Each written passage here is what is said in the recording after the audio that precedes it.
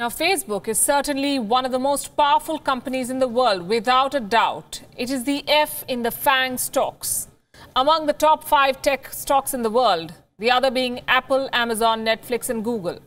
But Mark Zuckerberg, its CEO, wants our help to run the company. He's facing criticism the world over. Facebook is being misused to influence elections, and now Zuckerberg has asked governments across the world to come up with one unified regulatory policy. One set of rules that will apply the world over. Basically, he's passing the buck. He's telling governments to legislate first. He has specifically sought help in 4 areas. 1, preventing harmful content. 2, upholding election integrity. 3, ensuring privacy. And 4, data portability.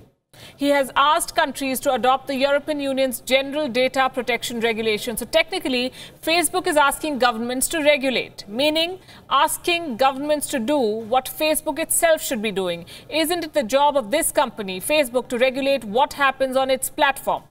And it knows that it's asking for the moon. It is almost impossible to get a global consensus on how the internet should be run.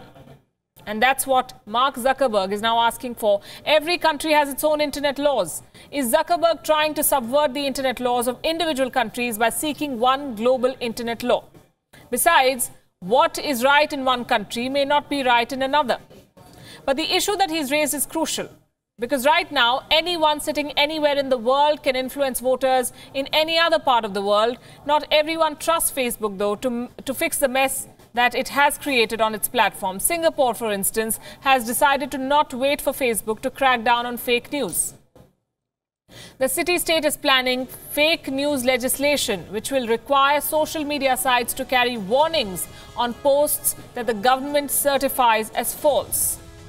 They are also expected to remove comments that are against quote-unquote public interest. Violations could attract fines of up to $737,500 and 10 years in prison.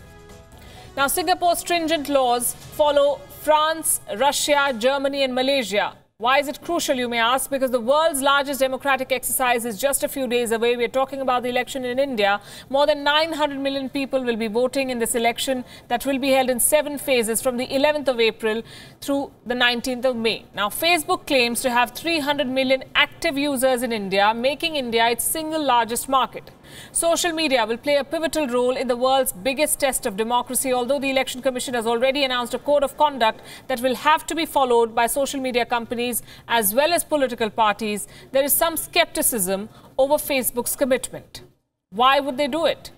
Facebook says it will implement its learnings from recently concluded elections in Brazil, in the US and Bangladesh, but Facebook has not told us how it's going to do it. It's not providing any guarantees. Under intense scrutiny after the Russian meddling in the US election, the allegations of those, Chief Executive Mark Zuckerberg had said, and I'm quoting, "We've certainly made a lot of progress, but no, I don't think anyone can guarantee in a world where you have nation states that are trying to interfere in elections, there is no single thing we can do and say, okay, we've now solved this issue." And this comment says everything that has to be said. Facebook claims that it is determined to fight misinformation, but at the same time, it wants users to regulate. It says there's no guarantee that it can crack down on fake news. In India, it has recently deleted almost 700 pages with political content. But is that enough? Due to lack of legislation on fake news in India, Facebook can always try and escape the blame like it's attempting to do in Europe.